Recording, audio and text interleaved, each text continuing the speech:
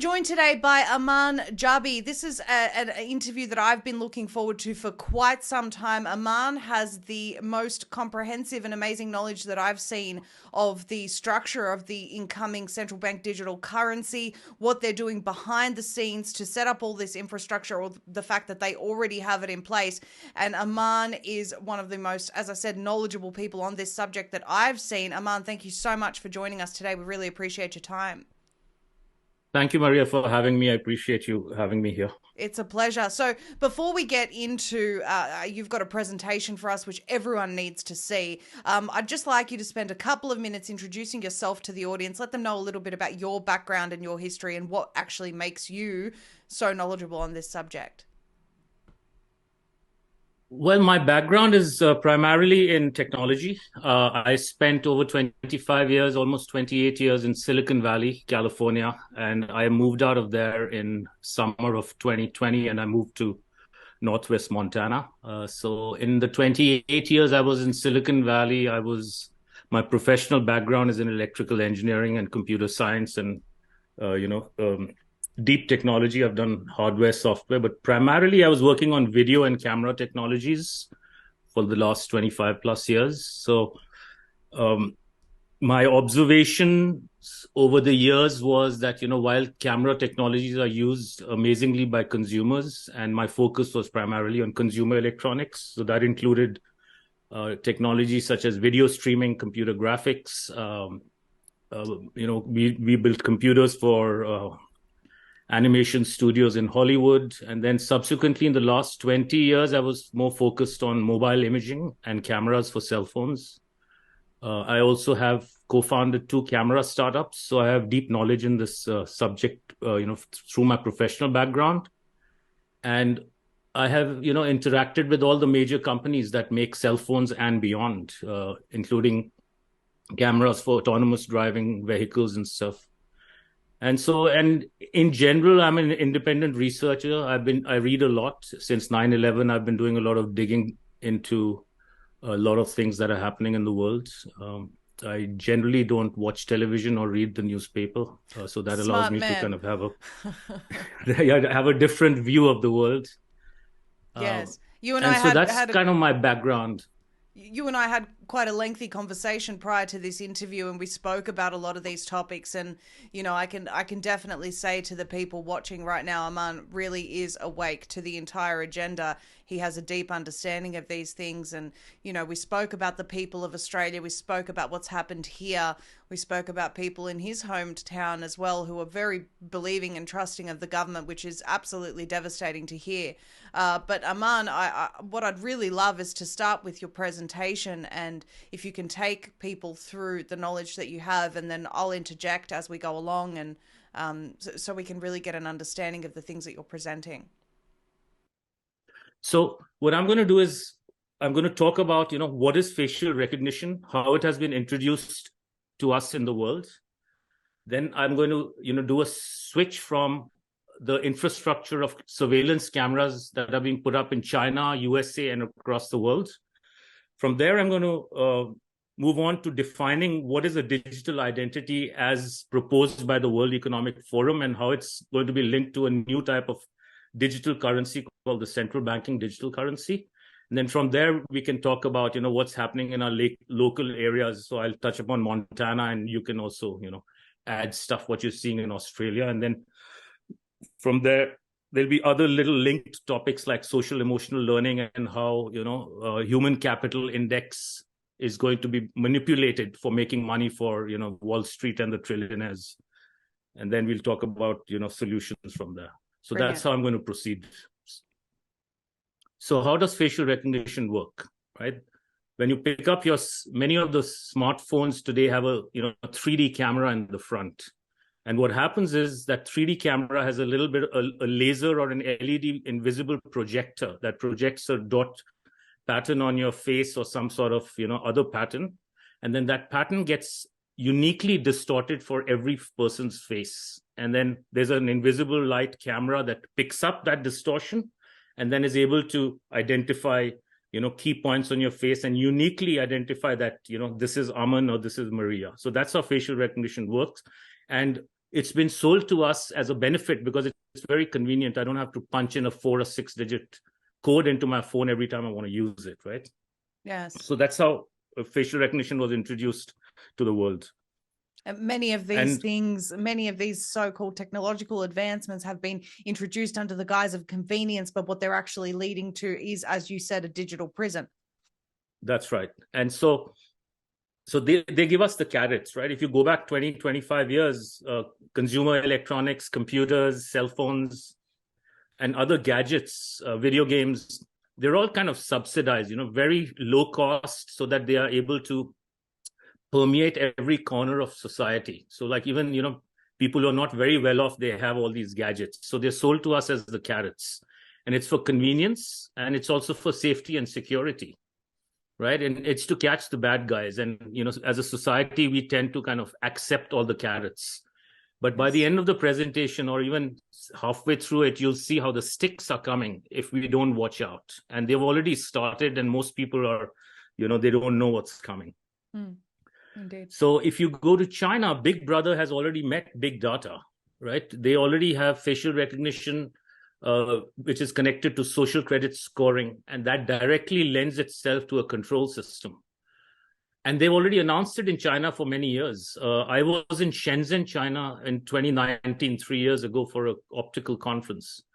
And every corner you go, intersections, streets, buildings, indoors, outdoors, are just littered with cameras.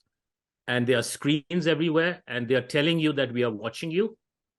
And we are watching you, and you will be okay with us watching you all the time. And so people have become very compliant in China, right? And so you can then control the social credit system. It's like a feedback system on how people behave. And this is how compliance has been achieved in China. Now, they're already doing this in the Western countries. It's just that they haven't told us yet. So our social scoring has already started. Our carbon tracking has already started. I was in India recently, and when I got my receipt from United Airlines, it had a carbon footprint of 3.3 tons each way on the receipt. So yes, the conditioning's already started, and we're talking here in Australia about banks starting to notify you about your carbon footprint on your transactions. So that conditioning, you're absolutely right. We're already in that system. That's right.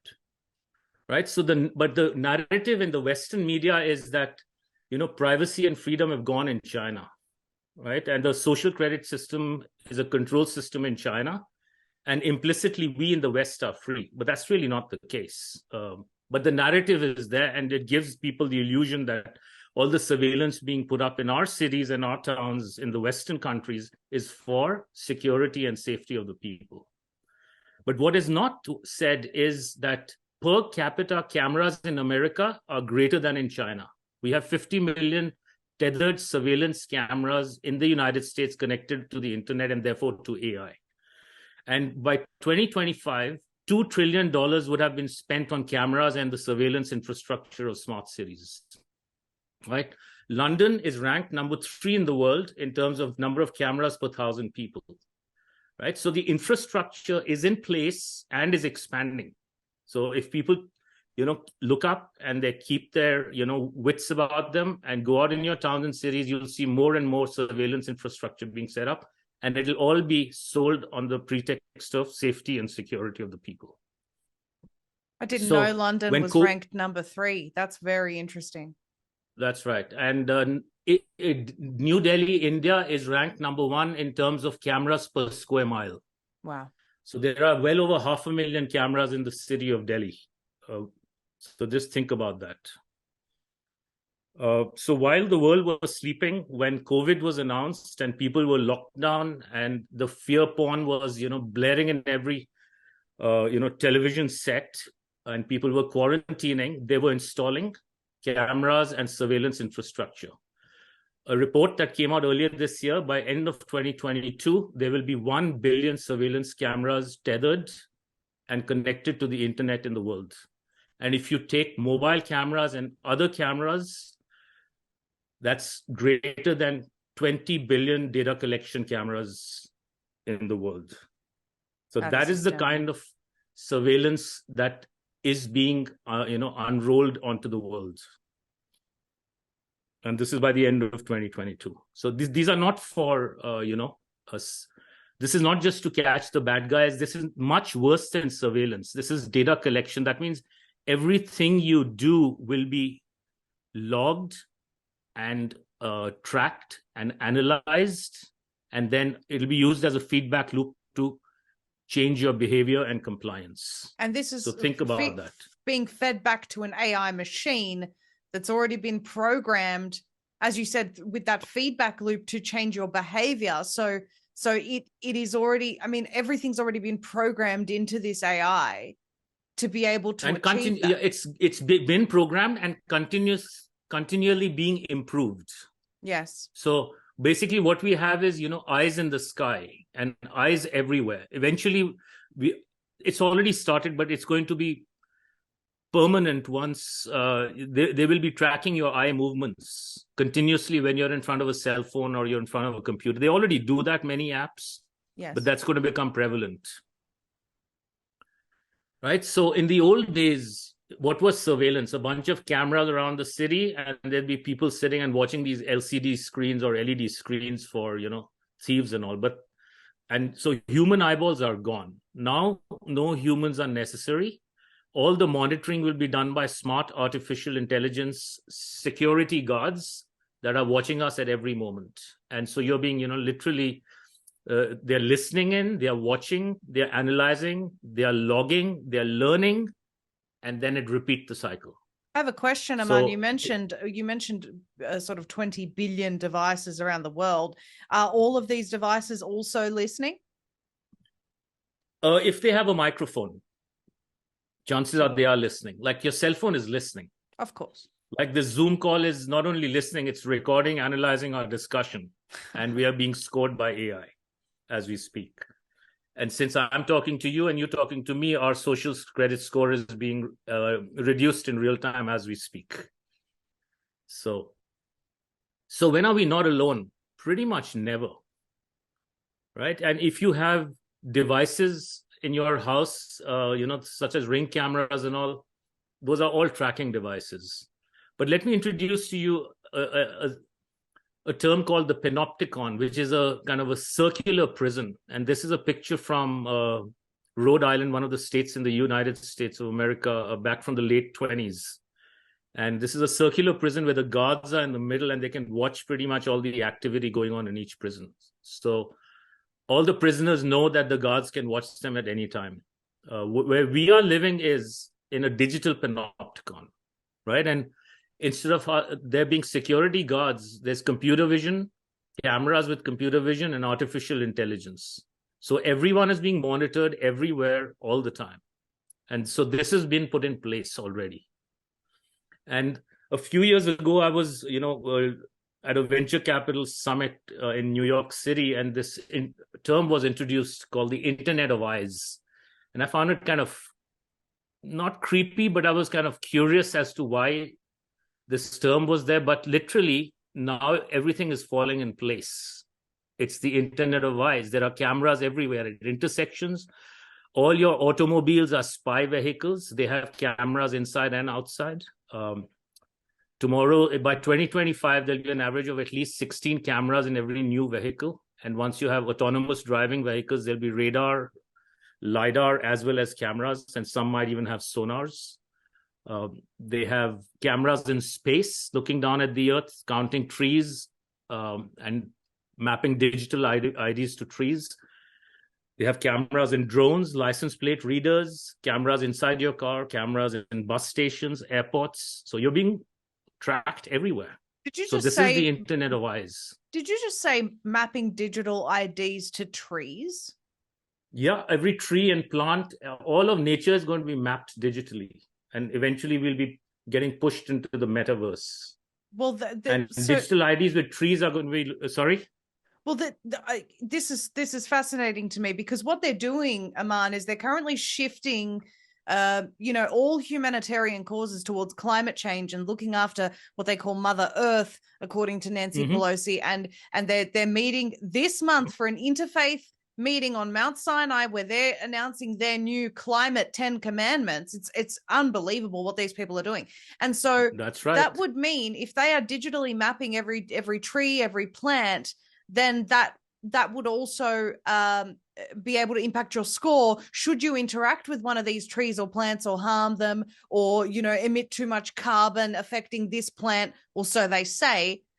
This would also impact your social credit score. There really is no escaping from this surveillance. Yeah, we'll talk about that, about the escaping part towards the end. But sure. In general, you're right. And they're doing a lot with trees and nature. That's a new presentation unto itself. Right. I'd love to have you back to talk more about that at some stage, but please do go on. Okay. So as I was saying, if you have technology at home, you have eyes and ears at home. And so each of us is helping Big Brother if we have technologies from companies like these.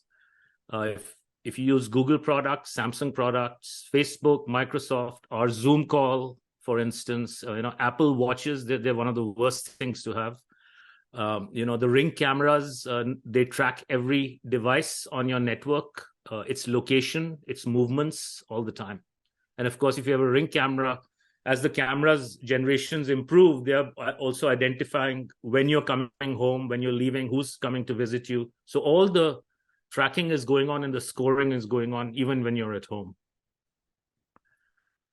So I'll just make a switch to, these LED lights.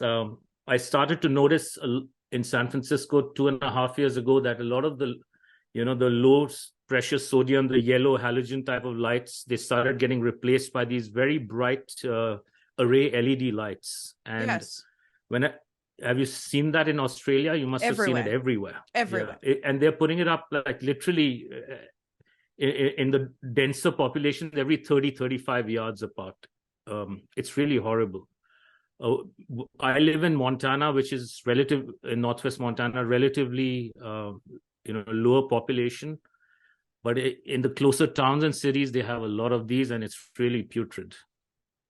Right. And these are called smart lights and smart poles, which are an integral part of the smart city infrastructure. They all are wirelessly communicate with each other. And then there's fiber optic cables under the ground, which are then connected to 5G towers and to other communication facilities nearby. So and what they purpose also do will they serve? They're basically, it's an open air concentration camp for surveillance, as well as I'll show you, it'll be weaponized. These can be weaponized, these LED lights. And then they will also host all sorts of sensors in the name of climate change and global warming. Right. So here's an example of a smart pole. They'll have noise sensors, and it's for noise pollution, but actually it's really for listening people's conversations. Of course. They'll have people counters. They have surveillance cameras. They will have public address systems, like in Auschwitz concentration camps, where, the soldiers are giving orders to the, to all the people who are the prisoners. They're going to, some of these lamps, I've seen specifications on top of the lights. They are drone charging stations. So in the future, drones will be used both individually as well as in swarms as the aerial police.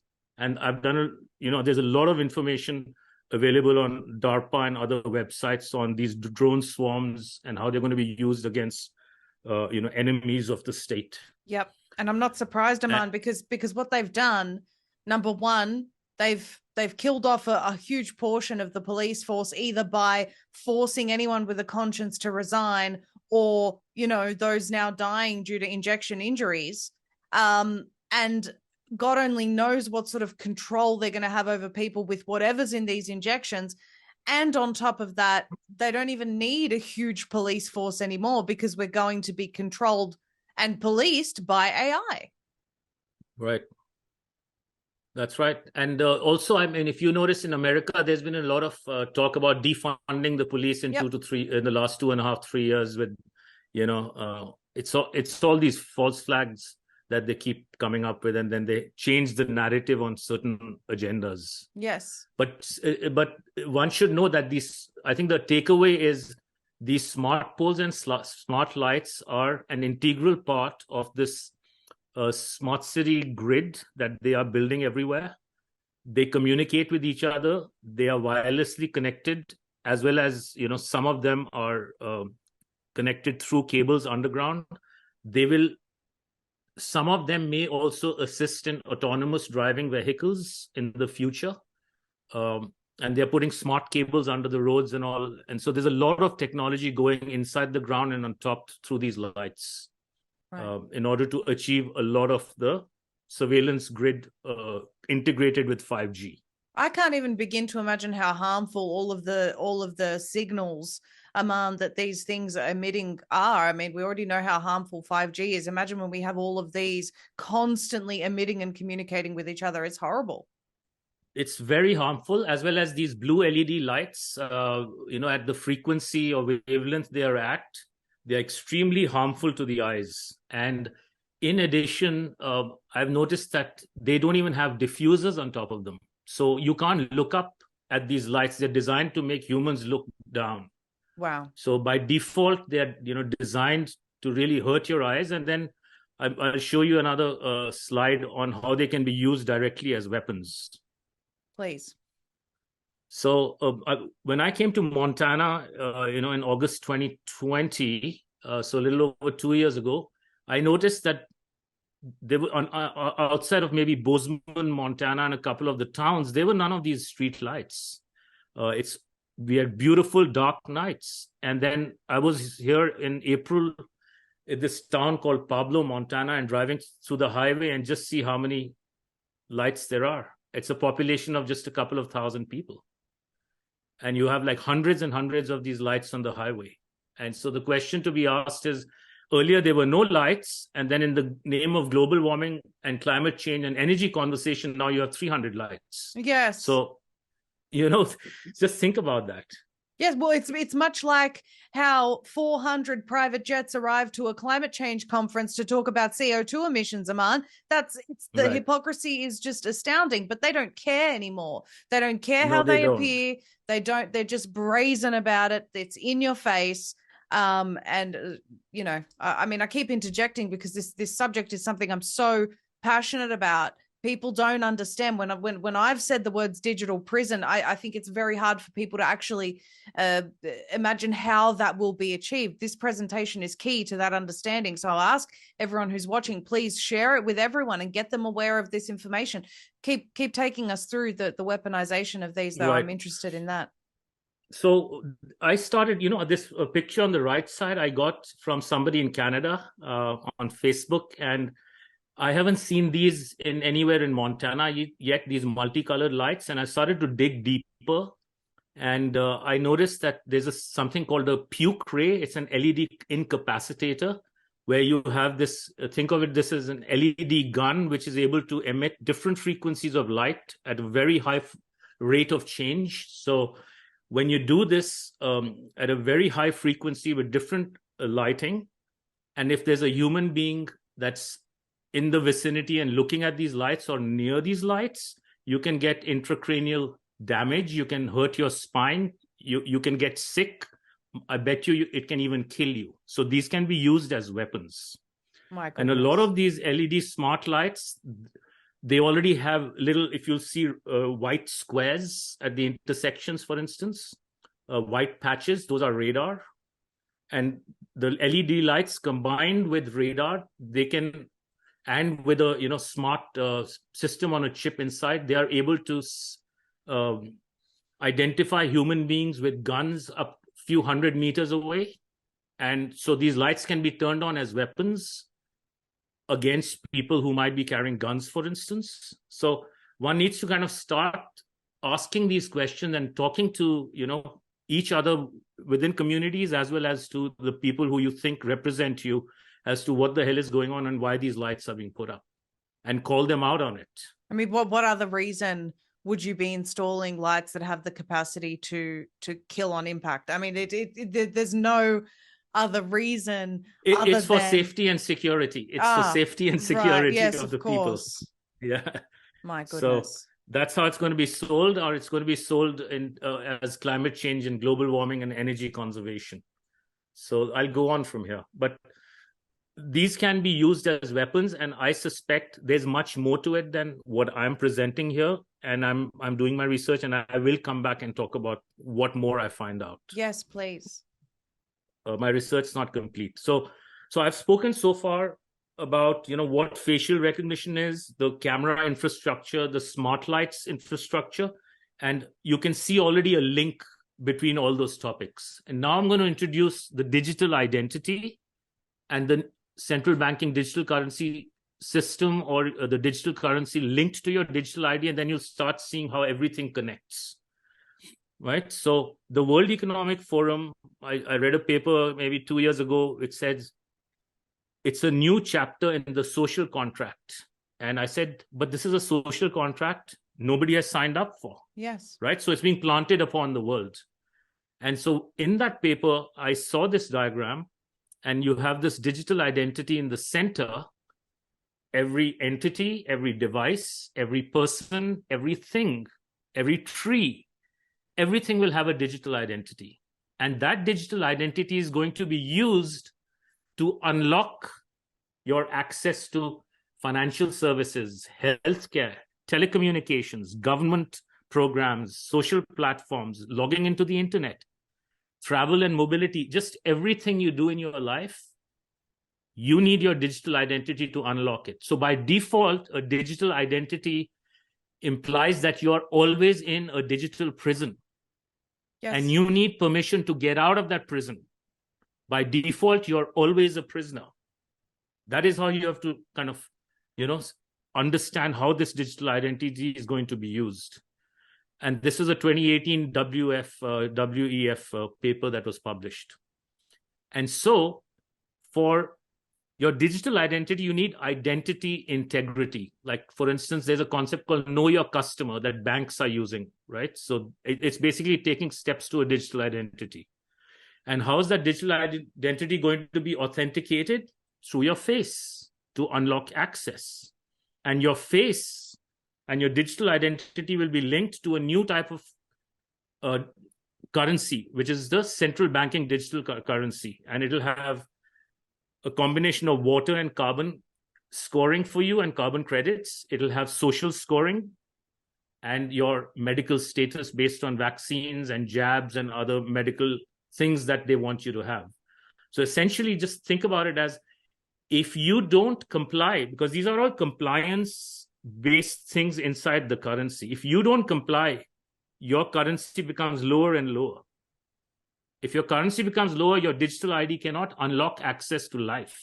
And I want to say here, just this week, and I've been speaking about this quite a few times already this week, the Indonesian health minister said he was calling on the G20 to adopt vaccine passports in line with the WHO standards now in preparation for the next pandemic.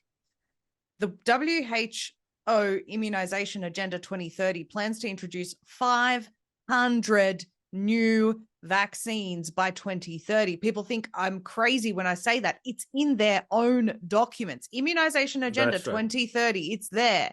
Now, they're saying, the Indonesian health minister is saying, let's have a digital health certificate acknowledged by the WHO. If you have been vaccinated or tested properly, then you can move around. Australia's pandemic preparedness plan talks about citizens regularly submitting to DNA collection of samples and things to prevent further pandemics. This vaccination status is key, and your submission to regular medical procedures is key for your digital identity to function. You won't be able to have it unless you get continuous vaccines. And I keep going back to my first interview with Karen Kingston. It's the most bombshell interview, and I'm going to link it in the description below, because in that interview, she proves from the patents every single vaccine approved by the World Health Organization is a lifelong subscription. They will never stop this.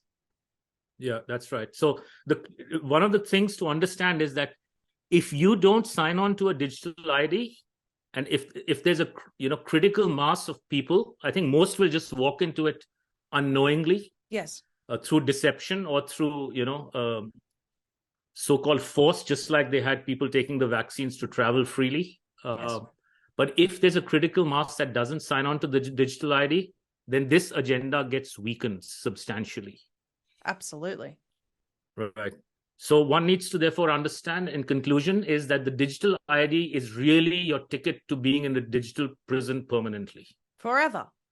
This is exactly why we're doing what we're doing right now, Aman. When I tell people about this stuff on the street, regular people, strangers, they say, I don't want to be part of that. And so the only way to do it is to understand the agenda so that you can resist it. And we will talk, you and I, we will talk about how to do that later and how to be free from this system. We're going to have that discussion. But first, we have to hit people with this is actually what it looks like if we don't say no. That's right. So how are they going to implement it in practicality on your computer, for instance, right? There's a new... relatively new concept in cybersecurity protocols called zero trust. So by default, since you have a digital identity and you're in a prison, you are by default a criminal. So we don't trust you. Every time you need to get access to something which you think is legitimate, even to buy food, by default, we don't trust you, and you have to prove you are you, and you have all the compliance metrics through your CBDC to be able to, access whatever you need to access. So in the old days, like when you log into your computer, you or your cell phone, you put in a password, and then after that, you pretty much have access to all your applications on your computer. So that's called implicit allow. Right? There's one gateway you enter in, and you're implicitly allowed to do whatever you can. The zero trust protocol is a default deny. So we are going from implicit allow to default deny worlds. And at the heart of this is your digital ID. So think of it as default deny, and you have to, for everything you're doing in your life all the time, every step you're taking, whether it's to open your car, start your engine, put in gasoline, log into your computer, log into an application, call your friend, by default, the world has been locked up. And you are in this inverted prison. While you may not see locks outside you, but the locks are all there, and you have to keep unlocking your life. Right? So here's an example when you go shopping. How is zero trust going to be used? Here's a lady, she wants to go and buy some beef, but let's say her carbon footprint or her beef footprint for the month has been exceeded. That door won't open. Right? If she wants to buy, say, apple juice, but she's had too much sugar because they're tracking everything, that door won't open. Right? And at the heart of this is your digital ID. And the whole concept of digitalization, which is a relatively new term also coming from the World Economic Forum, it means conditional access. So to access anything in life, there are conditions. This is all linked to your digital ID. It's all about being a prisoner all the time. And there'll be a face recognition camera at the top of each of the doors looking at you and figuring out who you are and what your digital ID represents. And of course, people that think that they'll just be shopping from home, your phone will be doing the exact same thing that the doors of the fridges will be doing. Exactly.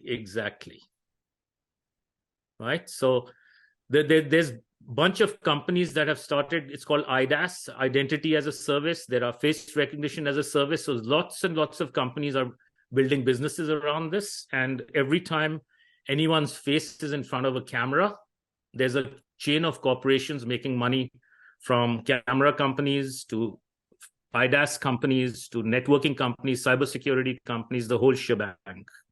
And it's since human beings are everywhere, this is one of the ways that they have come up very creatively, that anytime there's a face in front of a camera, which is going to be most of the time since people are always on their devices, there's continuous chain of data and therefore money being made. Right? And there's another concept called geofencing, if people are not familiar with it, but it means that they can just think of it as an invisible fence around you or somebody at a certain distance beyond which you cannot go, right? And so your face and digital ID is going to be used for controlling your access by implementing a geofence, depending again on your, your currency, your digital currency, right? So where you can fly in the world, that can be limited. How far you can drive, that can be limited. how far you can walk. And this is related to your 15-minute cities or 20-minute neighborhoods. They can implement this. And they don't need guards. They don't need prison guards at the outskirts to stop you. They have the LED lights and the LED weapons. They have the microwave weapons, as well as they have the digital currency can be shut off, right? So you move 15 minutes out, your currency won't work. You can't buy anything. So you are not going to be motivated to leave. And they call them districts, Aman, in Sydney, here where they're testing it. They're actually calling them districts. Yeah, I read about that not too long ago. In San Francisco, they've had districts for a very, very long time. But I don't know at what point they're going to start implementing it over in California, but they will. Oh, I think the agendas are going full speed ahead in Australia more than any other country. You're not wrong. You're not wrong. Yeah. And you can also be geofenced in the metaverse, so to speak, right? So who you can communicate with, who you can text, who you can email, what you can read, what music you can listen to, when you can listen to. So they can control everything through this digital ID and your face in front of a camera. Well, a recent example of that is that in China, where they're facing, excuse me, the most draconian, most brutal treatment by their government at the moment with this crazy zero COVID farce that's being used against the people. One particular user was talking about the fact that they were disagreeing with the government and they banned her WeChat, which is a function that's used for many different things, an app that's used for many functions in society in China. And the next thing was posting onto the WeChat platform, please forgive me, I'll never do anything bad against the government again. You know, this pathetic, please let me back into society. This is what you're talking about. Yeah, and it's not even the government, right? It's the private corporations that have these fake governments in place in all the countries. Yep. Definitely. I want to ask you something. You mentioned forcing people into the metaverse. I've spoken about this quite a bit, and people think, no, they won't succeed with that. Hang on a second. We're talking about people that are so miserable, they can't even eat what they want. They can't go past their district. They can't do anything, essentially. They're going to spend their time in this virtual reality, and they've been conditioned to do that through the lockdowns. How many people don't even want to go back to work in the office? They'd rather work from home. It's human behavior has been changed in this time. So people will go to the metaverse. They will, and not only will they will be some will go voluntarily. Yes. And then what they're going to do is, like, let's say you wanted to buy, like today there are apps where you can buy groceries on your app, right? Instacart, for instance, is very popular in American cities. So today it's on your phone. You can't go to a website and order on Instacart. You have to use an app on your iPad or your phone. Tomorrow they will move into a virtual reality headset, and then they'll phase out the app from your phone. Now you can only order food through your VR headset. Yeah. And that is how people are going to be sucked in, right? A lot of the entertainment will be moved out of web pages, and it'll be moved onto VR headsets. And they're going to subsidize AR and VR headsets, or extended reality, XR, your MR, mixed reality. You pick your favorite letter in front of the R. But this is how they're going to do it, either by deleting apps, and convenience will be shifted to all these headsets, and people are going to keep getting sucked in, and it'll happen every year or two, more and more. The problem is very that soon. Sorry, go on. No, like for instance, ordering a cab now in San Francisco, if you go, it's very hard to just hail down a cab. It's either Uber or Lyft, or even the yellow taxis now are on an app. So you can't physically, so that means you always have to have an app on your phone to hail a cab. Yes. And then tomorrow they won't take your credit card with a US dollar or an Australian dollar. It'll be a digital currency.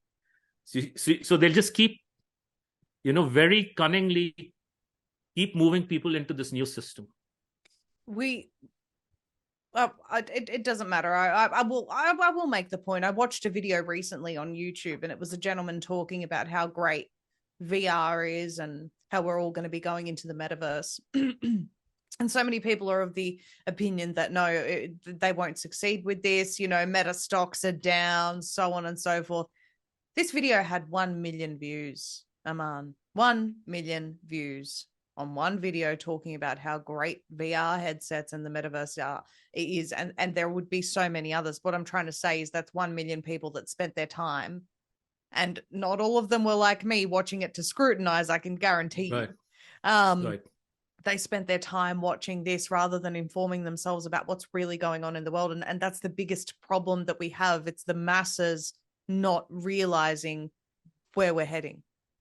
That's right. But one can only realize it if you kind of take the time to, unlearn what's been dumped into your head through mainstream media. Yes. And if you cannot make that jump, you're not going to understand what's going on. I agree. And it's scary for some. I understand it's scary to unplug from the matrix. Right. But we have to keep educating people, because Right. not only their future, but our future depends on them waking up. Please do go on. Yeah. And ignoring reality is not a good strategy for survival. I mean, that's really my take. Absolutely. Like, however scary the reality is, like, you got to face it, otherwise the consequences of ignoring reality, you can't ignore the consequences. You can ignore reality, but you can't ignore the consequences of that reality when it strikes. Correct. Right. So let's talk about smart city reality. Right. So smart cities are also been sold to us on the larger agenda of the 17 Sustainable Development Goals of the United Nations. Right. And it's really about zero carbon. And this is how they're selling it to us. Right. Air quality, smart lighting, water management, noise pollution, traffic monitoring, etc. And it's really about limited mobility and no car ownership, right? Smart lights will be used as weapons and surveillance and control of people. Water rationing, right? Speech surveillance. The microphones are not for testing noise pollution, right? Traffic monitoring is really about tracking mobility. And electricity, gas, and heat will be rationed also. And they're coming for controlling all the energy in the world and rationing it. So the quality of life is going to reduce, even though all the SDG 17 goals have very cute, phrases that they use to improve life. Cute. So that's what they do, because these people understand the power of words and phrasing, and so they use these. Yeah, no poverty. We'll just make everyone poor. Yes. Right. Yes. No hunger. We'll just give everyone fake food and stop all the food production in the world. So it's just amazing. And yes, I know a lot of people who are in my family and extended family, and nieces and nephews, they're all working on some projects on sustainable development goals all around the world, and they think they're doing great for the world. And it's just amazing. And at the heart of this is your digital ID, because digital ID with cameras, smart city infrastructure, the LED lighting, and 5G networks are all integrated in order to track all the activity of everything in and around smart cities. So just remember, your face and digital ID is at the heart of this and is required to make this successful. So what happens if someone says, no, I'm not going ahead with the digital ID, Aman? Then you don't get into the new matrix, and you have to find a way to survive outside that new matrix. I'd like that option, please. Right. And so if you can find enough, I'm not saying it's an optimal solution because of the way they're trying to control energy sources, petroleum, gasoline, natural gas, propane, etc. If they can hoard all that, we have to find a way to, have energy sources outside of what they manage to hoard. But we'll have that discussion. Sure. I want to finish. I think I have maybe 5 or 7 more slides, and I'll finish this off. Sure. But what I want to say is that, the Trojan horse is security and privacy, right? And inside the Trojan horse is your digital ID, which means total control and compliance.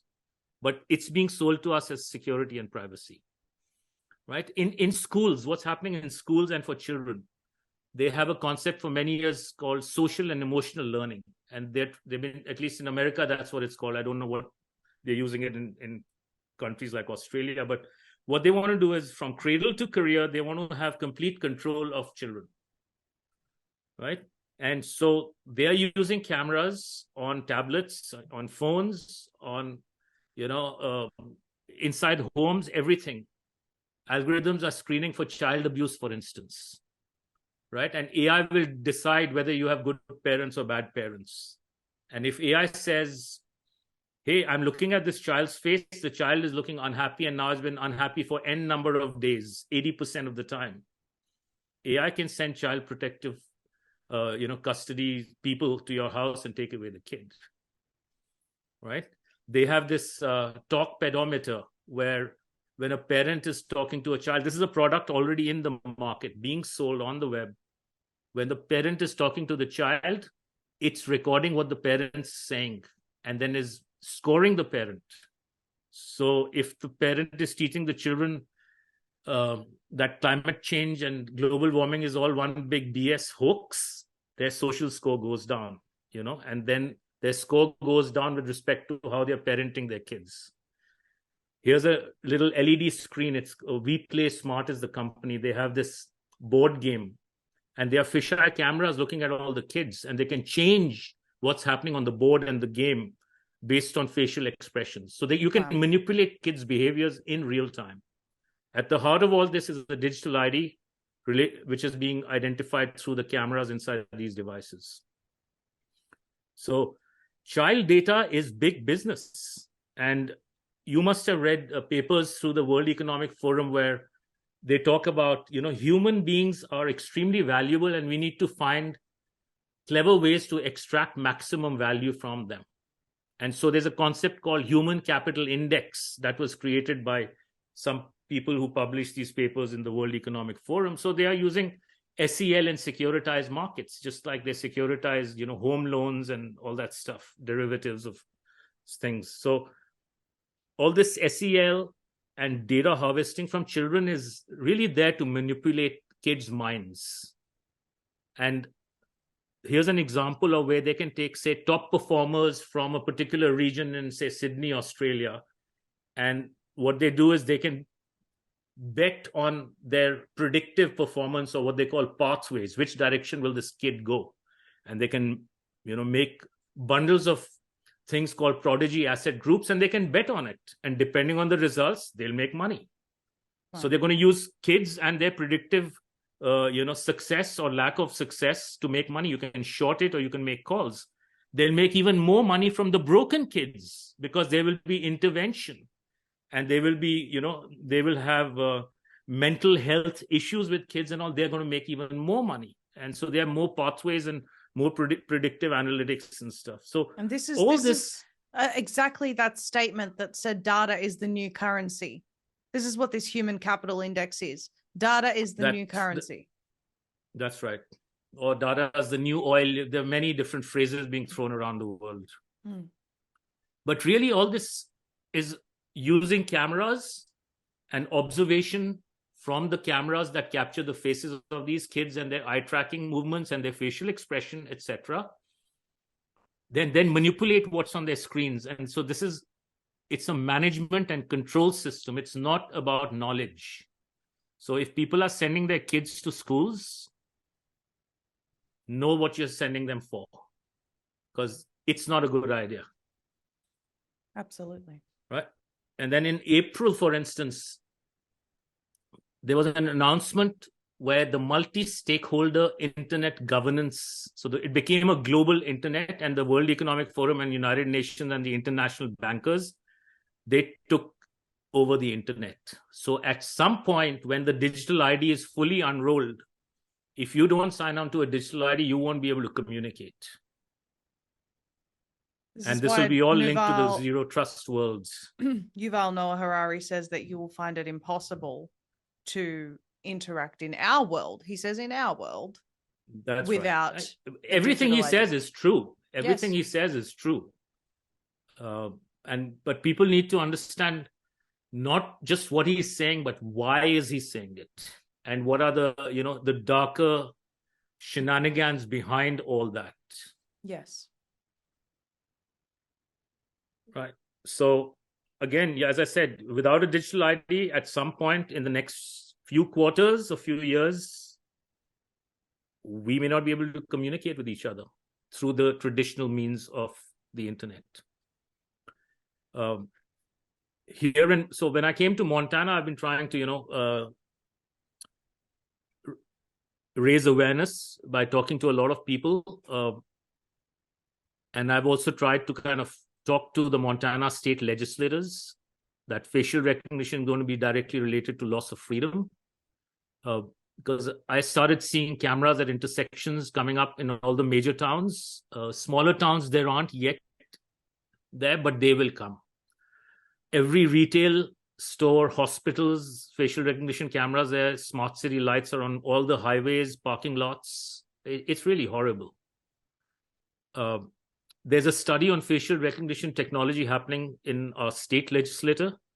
And I have spoken there and communicated to them that it's one big red herring, because banning facial recognition through government is not going to stop facial recognition, because it's all happening in private corporations. And Yes. it's happening in the cloud outside of the state, on Google servers and Amazon servers and Facebook servers and beyond. So this is just to give the illusion to the people, because people who are blindly, believe in government, that there are some free people in government that are going to save us from facial recognition and digital ID. They keep going here and saying, please, ban facial recognition in Montana. They don't understand that it's nothing to do with banning it in Montana. Right? Here are a few pictures I took locally here, in the Flathead Valleys, the area that I live in. They're all over the place. In retail, now they have cameras on every checkout counter in the major retail stores. They're looking at all the products you're buying. So I know a lot of people are saying, use cash, use cash. You can use cash to some extent, but they're still tracking your face and they're looking at your product. So they already know what you're buying, even though you may not use a credit card. Here's facial recognition cameras. I went to check out a Walmart store, which is one of the major retailers here. At every entrance, every parking lot, LED lights, more cameras, side entrances, and they're like literally cameras on the ceiling every few feet. There's a company called Clearview AI. I believe it's in the US, which is collecting, tens of billions of images of faces around the world, and they're building a predictive. They're basically building a software for predictive policing and pre-crime using their images. Pre-crime. Of course, it's pre-crime. It's pre-crime, right?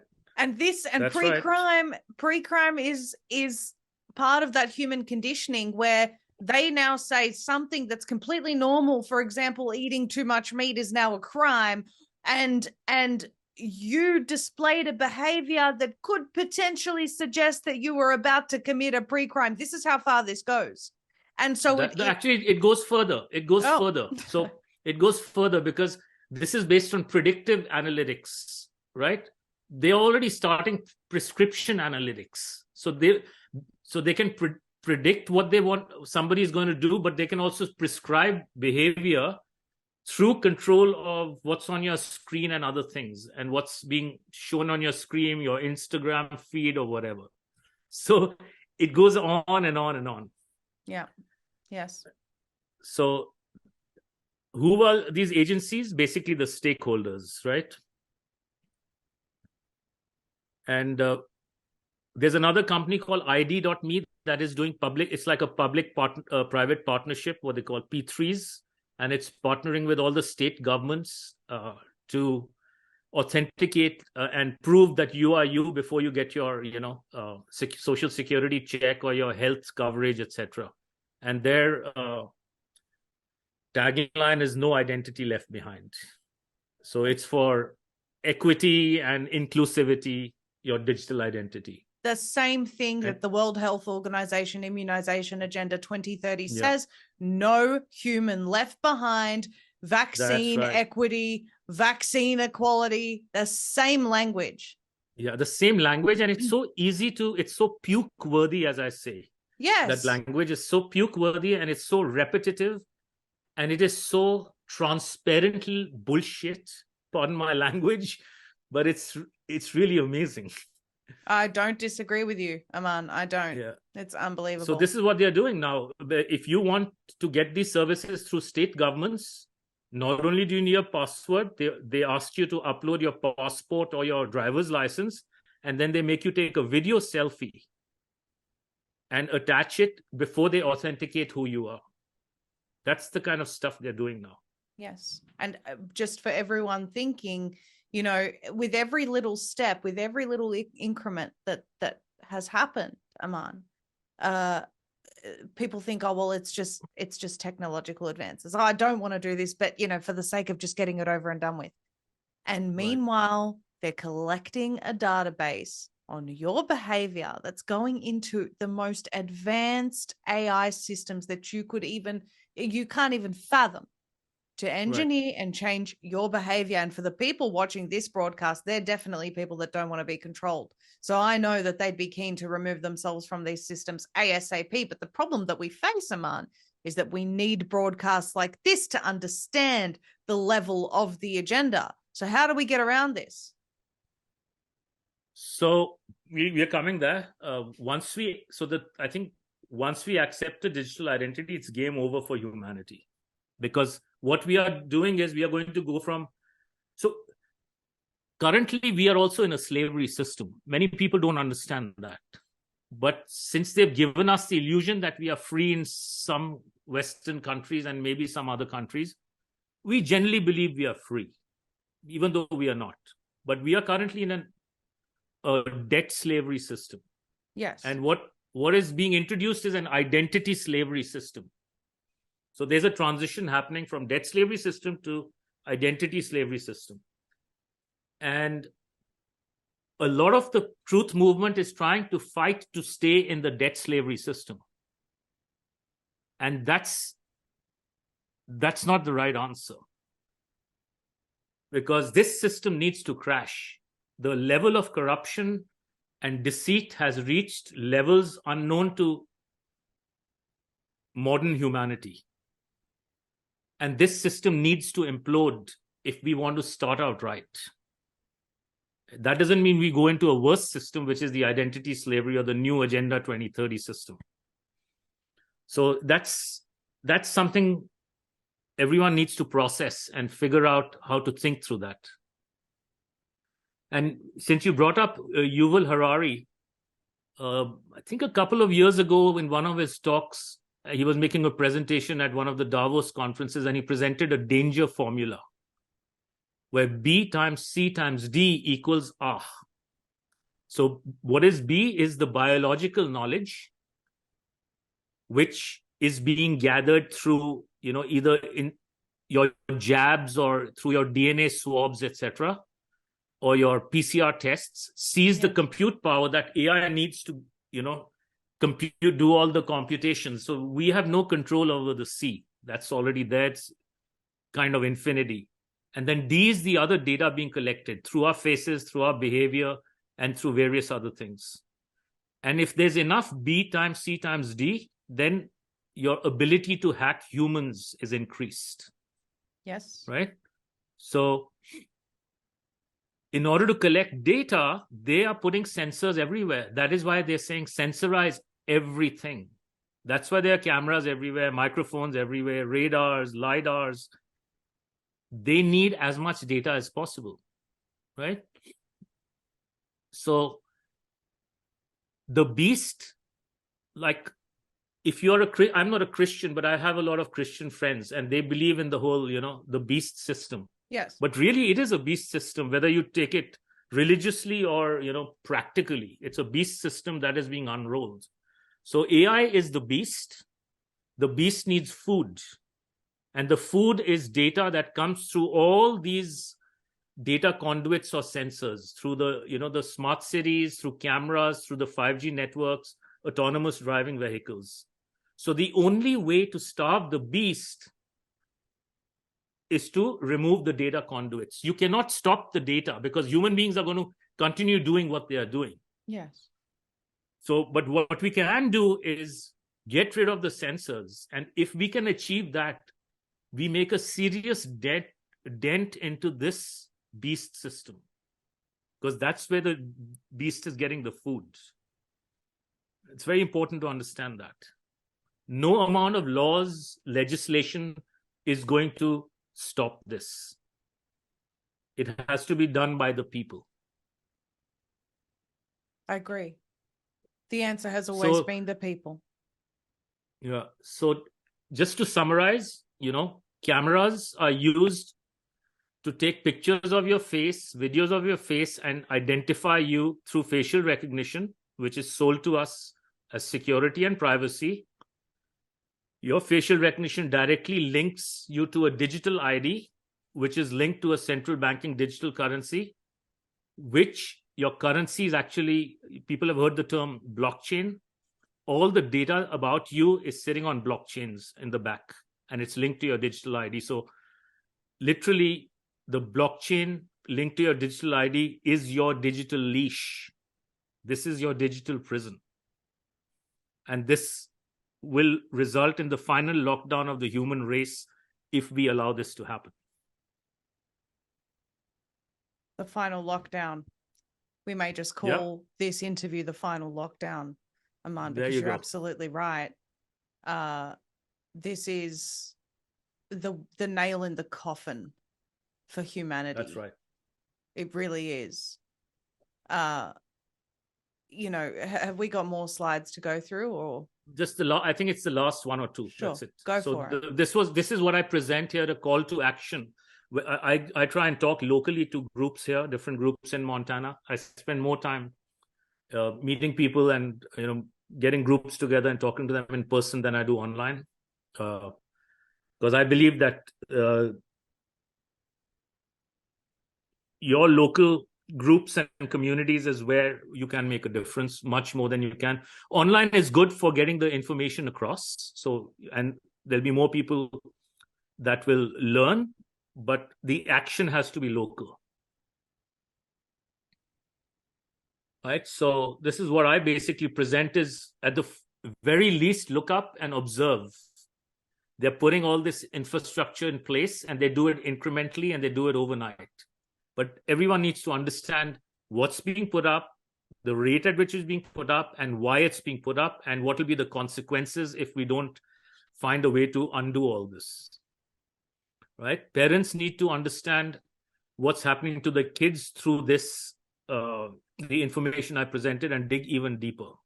But cameras are coming up everywhere in schools, colleges, parking lots, hallways. They're being monitored inside the classroom, outside the classroom. And the question to ask is, who installed, authorized, and funded this surveillance infrastructure? I know, but I think that question needs to be asked, and people need to, figure out the answer for themselves. Because once you get onto that path to finding these answers, you learn a lot and understand how this agenda is being unrolled. And I truly believe that the more knowledge that you have about this is why I always say to people, I know that the information can be overwhelming, but you said it at the beginning, Aman, if we don't face reality, we can't do anything about it. And we have to come to terms with what's happening so that we can empower ourselves and take the necessary action to be independent of this system. Now, we're going to talk about a couple of those solutions as soon as you're done with your slideshow. I want to also show an article from Forbes to the audience, and I want to get your take on this, Aman, but please finish your presentation first, and then we'll get into that. Yeah, so essentially, I basically tell people, we, the people, haven't asked for these monstrosities, and we don't want it. So why are they being put up? Yes. Right. So in conclusion, there are silent weapons that are pointing at the human race all around the world. And there's an infrastructure being put into place where we will be in invisible chains permanently. And we need a critical mass around the world to recognize this and do something about it. And that concludes my presentation. I agree with you 100%. And we thank you for sharing that with us. Okay, so I want to take people through this article from Forbes. You can't see it on your screen at the moment, Aman, but I'll read it out. It's an article from 2016 World Economic Forum. Welcome to 2030. I own nothing, have no privacy, and life has never been better. Ida Orkin, and she goes on to say, welcome to the year 2030. Welcome to my city, or should I say our city. I don't own anything. I don't own a car. I don't own a house. I don't own any appliances or any clothes. It might seem odd to you, but it makes perfect sense for us in this city. Everything you considered a product has now become a service. We have access to transport, accommodation, food, all the things we need in our daily lives, so on and so forth.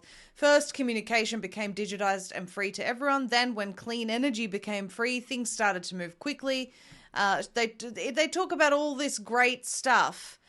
Sometimes I use my bike when I go out to see my friends. In our city, we don't pay rent because someone else is using our free space. But it's very interesting because also she says, once in a while, I choose to cook for myself. Shopping, I don't really remember what that is. For most of us, it's been turned into choosing things to use. AI and robots took over so much of our work, so on and so forth. But here's the thing. My biggest concern, this is what I wanted to highlight. My biggest concern is all the people who do not live in our city. Those were lost along the way. Yeah, I've read this a long time ago. Yeah. Those who decided that it became too much, all this technology, those who felt obsolete and useless when robots and AI took over, those who got upset with the political system and turned against it, they live in different kind of lives outside of the city.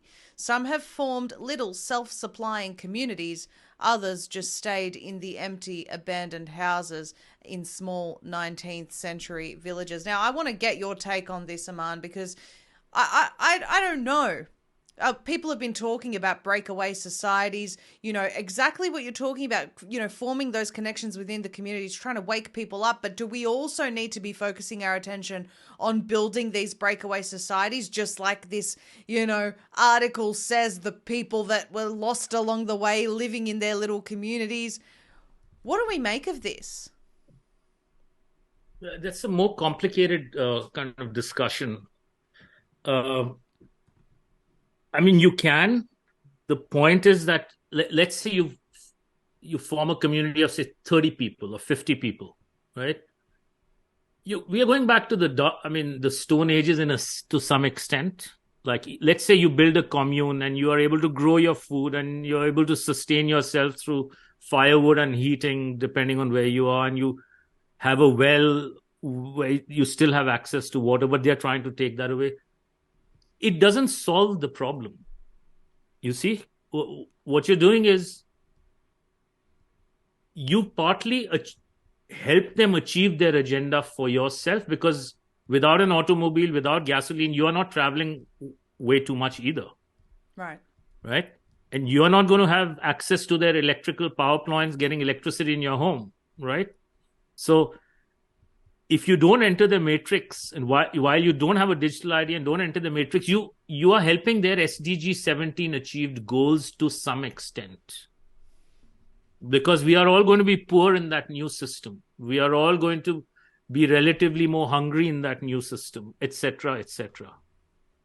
So I don't believe that is the true answer. It may be a temporary answer. I think where I'm thinking is there's a lot of things to connect, but I think it's really important for the people who are on the journey to learning the truth to understand how we came to where we are today. That's really important. Because if we don't understand that, then after all the turmoil that's going to happen in the coming years, and say for the people who come through alive, can we build a better world? But we can only build a better world if we understand how we came into this horrible place in the first place. And this has been a multi-generational, multiple 100 years of treachery and deceit and trickery that has allowed us to arrive where we have as a human race. and as a civilization. You're absolutely right. And I've often said, if we're successful, we need a complete restoration of the way that our societies operate. We need new education systems. We need new financial systems, whatever. The entirety of society has to be rebuilt without the influence of big pharma, without the influence of big tech, and perhaps for some time returning to the Stone Ages. So be it. We're adaptable human beings. We can make it happen. But Aman, your solution at a local level is one that I really respect and appreciate. So just talk to people a little bit more about what you're doing at a local level and how they can actually start doing this in their own areas. Why is this the most powerful way? It's okay. Okay. It's not necessarily the most powerful way in every place in the world, but it's powerful enough to some extent in where I am. I live in a northwest part of Montana. Population is relatively low. I'm in the Flathead Valley. I think my county is probably a few thousand people, not even 10,000. Maybe it's 10,000, 15,000. The entire Flathead Valley of, few hundred square miles is only 100,000, 120,000 people. I have had direct access to my county commissioners and my sheriff, as well as Montana state legislators. So, I've been able to communicate with many of the right people. In the process of communicating with them, I have discovered that none of them have the power to do anything.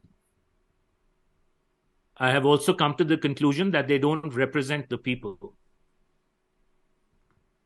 So I think I said in a previous interview with Kate Mason, also to Australia, that I don't believe that any of the Western countries or any of the countries in the world, is there any corner where there is legitimate representative government of the people?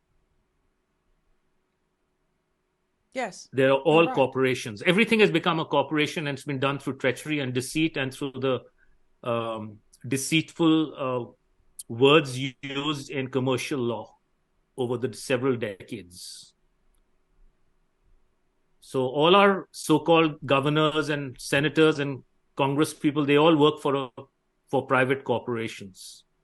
So when we go to elections and vote, you're not really voting for your representatives.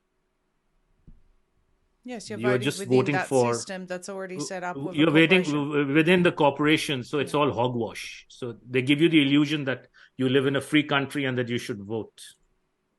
But voting also is implied consent. So think about that. So the solution then is massive education at a community level with people. Massive understanding of how this was done to us, and then take back the power as the people. And it starts at a local level. So imagine if you're living in a place with, 500 people, a small village somewhere in the middle of eastern Montana where the population is even lower. Demonstrate that you can build a legitimate